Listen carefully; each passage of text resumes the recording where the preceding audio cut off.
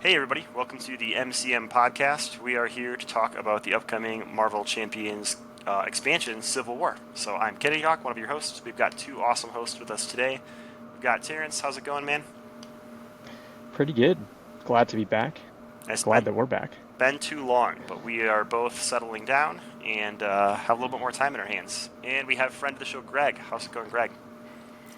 Doing great. Excited to be here. Thanks so much for having me. Yeah, we are ecstatic. Greg and Terrence actually play Marvel Champions on our Discord server like every week on Monday, which is amazing. So, if you ever want to We play on just a got Monday, done with God of Lies. ooh, did you defeat Loki?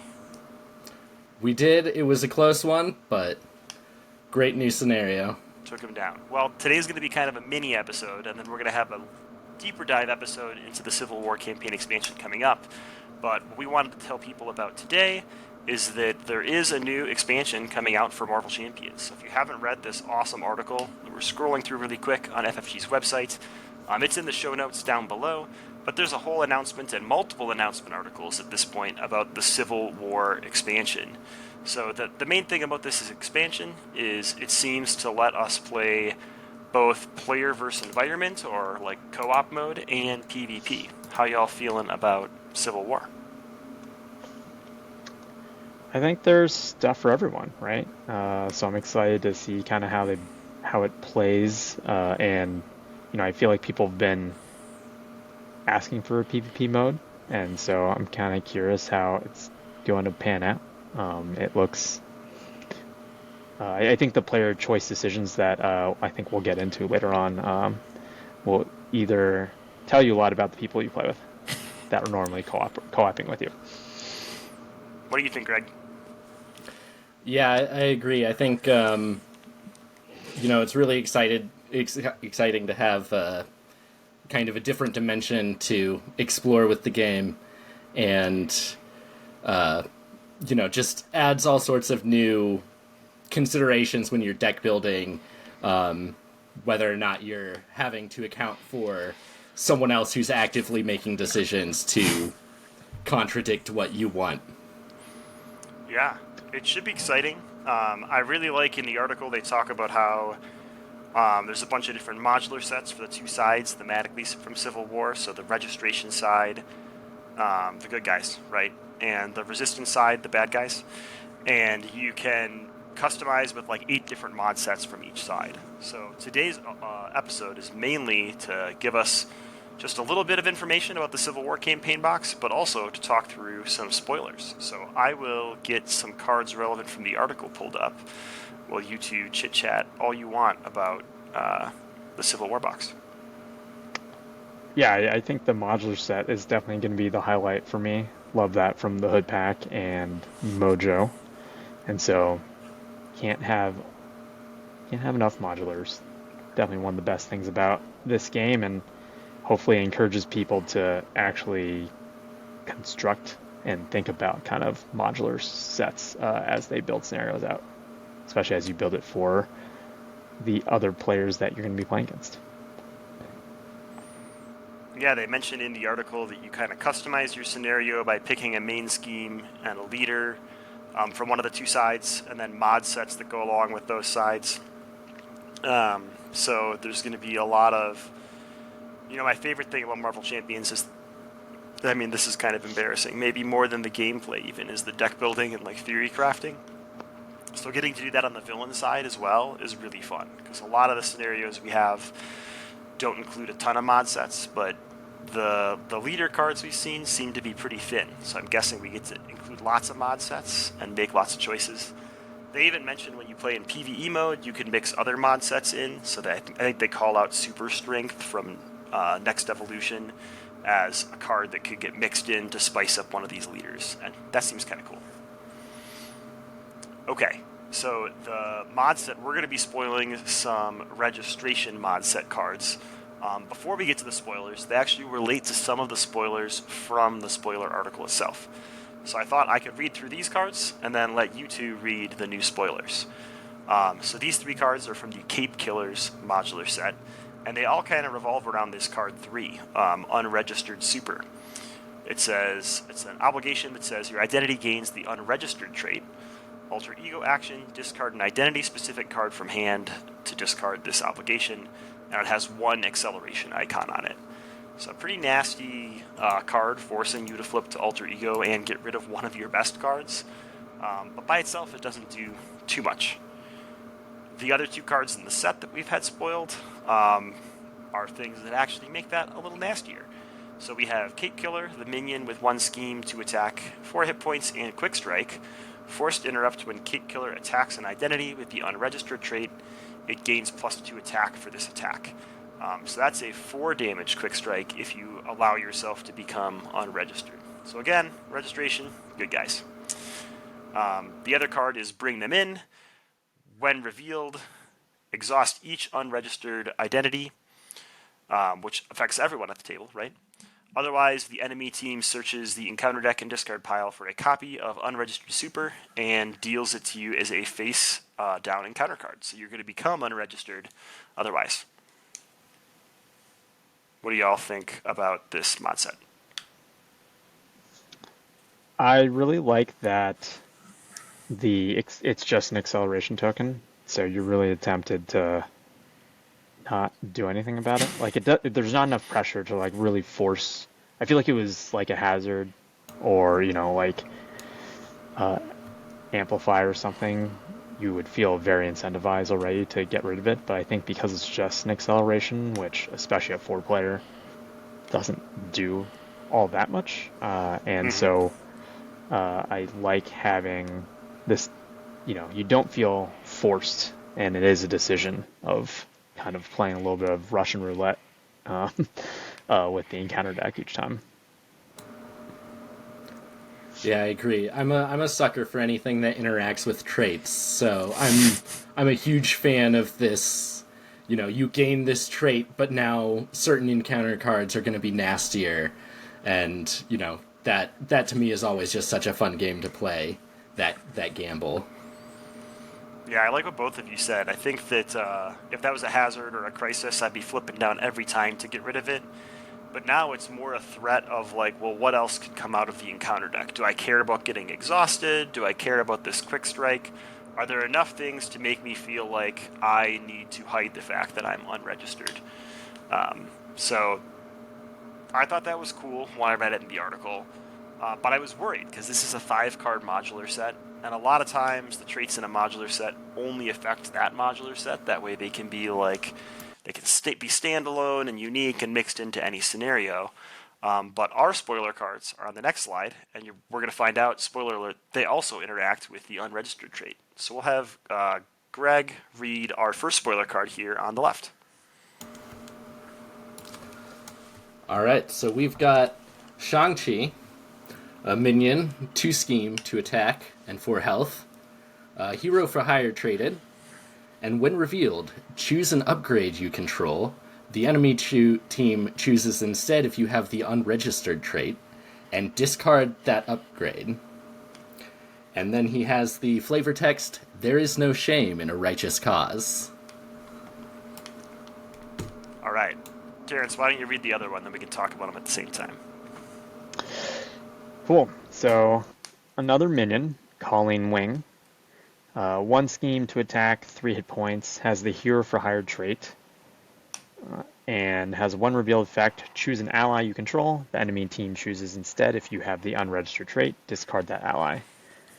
2 boost icons and the flavored text. I don't like hunting down our friends, but it's better us than the Thunderbolts. A reluctant hero for hire, apparently. So what do y'all think? Yeah. These are 2 modular sets that are going to interact. Kind of cool. Yeah. With only 2 boost icons, I would definitely say better than the Thunderbolts. Yeah. Is the only other character we have with that trait Black Cat? I think weren't some of these Misty Knight. Yeah, Misty Knight. Yeah, Misty Knight. Weren't one of these characters a like captured ally in a For scenario? Taskmaster? Taskmaster. I don't think both of them were. I think just Shang-Chi. Just Shang-Chi. Yeah. I don't know if they had that trait back then. But clearly that's going to be the theme of this modular set, since that's the name. I think the abilities are really interesting, right? Colleen's is obviously awful, right? Like, getting rid of an ally is the worst thing that could happen, at least for me as a leadership player. Getting rid of an upgrade is also really bad. A lot of times you can kind of mitigate caught off guard, right? Like, put an honorary Avenger down, put something cheap down to get around it. But here, especially in PvP mode, having the ability for the enemy team to pick which upgrade you get rid of, right? Like, you're getting rid of my quiver that I searched my entire deck for, or some pivotal piece of armor off of Iron Man that might even, eliminate him. That can be super painful. So I think giving that choice to the enemy team can be really painful. And it's interesting because that doesn't affect us at all if we're just playing in PvE mode. We can still choose as if we're the enemy team. I can tell you what my group will always do is if we have the unregistered trace, we'll probably pick like the worst upgrade and then like the easiest one if it's the other way, just so we can still get the feel of the card. If you're playing 2 co-op games where you don't necessarily do PvP, you can just ask at a local playgroup for the other table to pick for you as well. That's fair. As an option. So you can still get that experience and see how much of a friend they are to you. Don't play at my store, apparently. I'm just kidding. Does this make you want to flip down and get rid of unregistered super because these sorts of minions exist? Absolutely, yeah. My friends are mean enough that, yeah, no way I'm keeping that trait. Yeah, I think it also puts there's been a lot of minion summoning, I feel like, tech that has come out in the last cycle or two, and you might think about it a little bit. Well, I guess those put into place, you don't win reveal. Yeah, exactly. So it gets around these things, but almost it's not going to stop that 4-attack quick strike. Almost better to get these minions out of the way with the minion summoning than wait for them to be revealed. Really cool. I feel like they're well statted, right? They're not like insanely strong minions, which is good because they're basically treachery cards that like still put a body on the board, right? Like, Shang-Chi is literally a probably more narrow version of Caught Off Guard because it can't hit supports, but like, you're usually going to have some kind of upgrade down unless this is turn 1 and you had a pretty poor turn 1. So I feel like since they have those when revealed effects that basically make them treachery cards that still make them minions, they're probably properly statted for being like a roadblock after their ability has already triggered itself. What do you think about, do you think they're bad enough that you would want to play like Show of Empathy to take it out of the deck? I haven't thought about that. Or Raft or something. Yeah. I guess it depends on how long your PvP game is going to go on, right? Again, in a PvE... Depends how much you're minion summoning and milling that deck, or playing with Scarlet Witch. Depends on how much I'm playing Rocket that day. Yeah. I think they're pretty gross, but there's always grosser minions out there, right? They could be Thunderbolts, like Colleen says. One thing but I does do that notice... change the calculus if you never have to worry about calling wing as a leadership player? That's true. Like if that was removed, like in a Raft or Show of Empathy or something, would you be less tempted to get rid of it? Probably. There's probably I'm probably caring about one of these more than the other one, depending on my deck. Sorry, what were you saying, Greg? Oh, like the when revealed effect is pretty harsh, but the minions themselves, like 4 or 3 HP is not too terrible to deal with, Exactly. And neither one actually has the elite trait, which means they're a target for a lot of cards that maybe exclude elite minions. Yeah. So there are certain options to deal with these. Yeah. We don't have a lot of treachery cards that just straight up discard an ally. We have a lot that do damage and declare extra attacks. There's a couple that discard allies and things like that, but gross. Does this make Eyes in the Sky top tier card now in this set? You're talking about a protection card, so Definitely No, not. it's a Justice card. That's a Justice It's card? the Aerial Justice card that Oh, I've yeah. never personally played, but That's it's like true. Greg mentioned the non-elite, and I was like, I was just we were talking about this in my local playgroup in Austin Mm-hmm. and how no one has played this card, and then we're like maybe if the minion's super bad, then we're just like, well, most of the really bad minions are elite, so probably would not run it. But like these aren't elite, and so imagine because it's an upgrade, so you can put it down, and when it comes out, Mm-hmm. you exhaust the aerial character to then be like, well, I don't want to draw Calling Wing.